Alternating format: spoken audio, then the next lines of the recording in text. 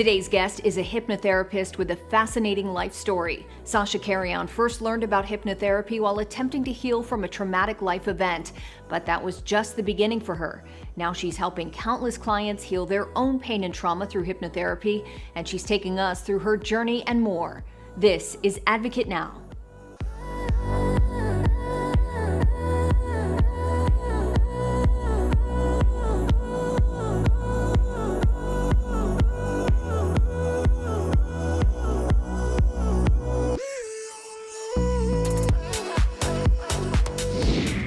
Of course, the mind can be our greatest ally or our greatest enemy, depending on which narrative we play into.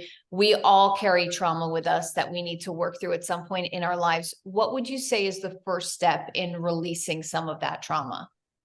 The first thing is to be willing to put in the work to do it.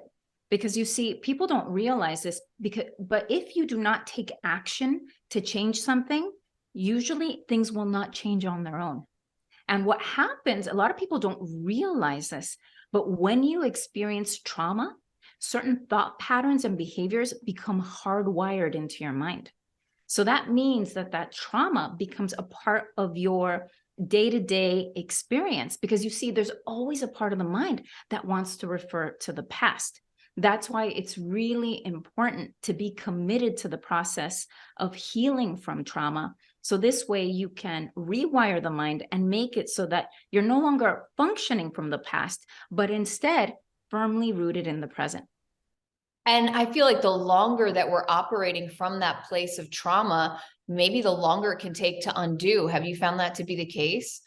Well, one of the things that they've actually found in doing studies is that when people often regurgitate the same thing that happened over and over again, what happens is that it can become, the mind can actually exaggerate it and make it even worse than what it originally was. And so it's really important for us to nip trauma in the bud, so to speak, because otherwise it could be something that you keep battling for literally decades. I mean, I've had it happen where people came in who had been going to traditional therapy for decades, and in just a few sessions, we were able to nail something. That's unbelievable. And you personally have had to overcome a lot of trauma yourself, which you've been really open about. Your mother was murdered. You said that you believe that it was your father who murdered her. You know, working through something so tragic would be unspeakably challenging for anyone. But what was your process like in working through that? Yeah, for me, it was tough because not only did I have the trauma of having my mother disappear, then my father disappeared 2 days later, being raised with a grandmother who was very abusive and very critical. But then finding my father at the age of 19, asking him what had happened, and him telling you, oh, you know what, your mother just ran off with another man. I'm as much of a victim as you are. And then for 10 years being a part of his life, only to then be told by a family member that it turned out he had actually killed my mother in the same room we were sleeping in when my sister and I were 5 and 3. So it was multiple, different trauma events that I had to deal with. And on top of that, the fact that he touched me as a kid. So it was just a lot. And honestly, at times it was just unbearable. And I tried traditional therapy. I went to a psychiatrist. I took the pills. And the one thing that worked for me was hypnotherapy. And so for me, that was the modality, the process that worked for me. And because of that, it gave me a keen understanding of what it takes to heal trauma. And since then, not only do I use hypnotherapy, but I've also added to that other modalities that have really helped me to help people to free themselves from trauma. Hypnotherapy can be such an incredibly powerful tool. For those who don't know much about it, can you explain what hypnotherapy is? Yes. So the goal of hypnotherapy is to make it so that you access the subconscious mind, because regardless of whether you realize it or not, the subconscious mind is running the show. So right now we're talking to each other with only 5 to 12% of the mind. That's next to nothing, right? So that means that there's this whopping part of the mind that goes practically untapped.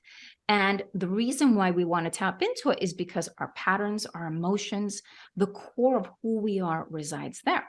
So what we do is we put you in a deep state of relaxation that makes it so that your brain's wavelengths drop, your mind opens up, and makes it so that your mind is able to absorb all of these positive suggestions. And everything that we infuse you with is completely focused on helping you to heal and move forward in life. I love that you said the subconscious mind is running the show, because I think many people might not even realize that maybe the reason that they operate the way they operate, they do what they do, the patterns that they have fallen into are coming from the subconscious mind. And the key is really to tap into that and to identify those patterns and to kind of reprogram it in a way. And it sounds like that's what hypnosis or hypnotherapy does, reprogramming the subconscious mind, right? So I'll give you a really good example.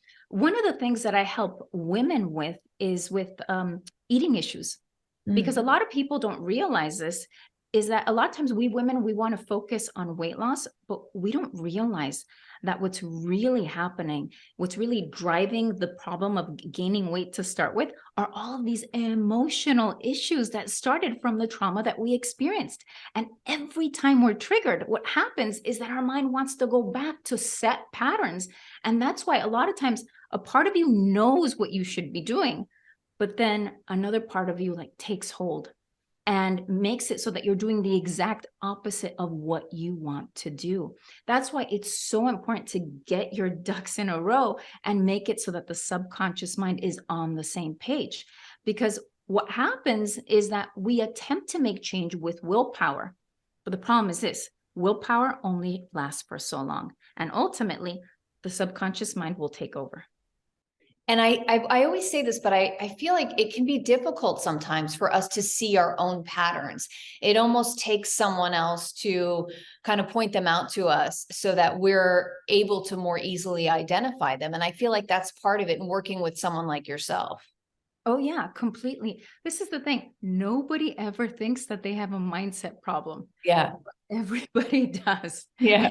Anybody coming in for help does, which is why it's so important to have an open mind.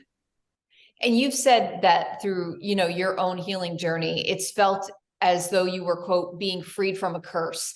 So in addition to the subconscious work that you did, like hypnotherapy, you mentioned that you combined that with a couple of other things. Would you say letting go, surrendering on a conscious level was a big part of that healing process? Or what are some of the other modalities that you used? Well, for sure. One of the things that I use is this negative neural disengagement. So we want to make it so that instead of your mind going down a certain path every time you're triggered, that instead of it triggering you to go down that dark road, that instead you have something else to go to.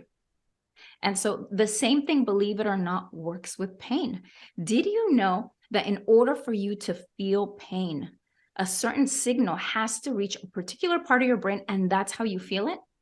And under hypnotherapy, we can actually make it so that a person's that signal of pain, that they don't experience it, because instead of it going to wherever it normally goes, it reroutes and it ends up somewhere else and the person doesn't experience pain. So in the same way, we need to do that with thought patterns, so that instead of your mind going to that dark place, your mind goes to a much better way of thinking that is much more conducive to you being in the present and being at peace.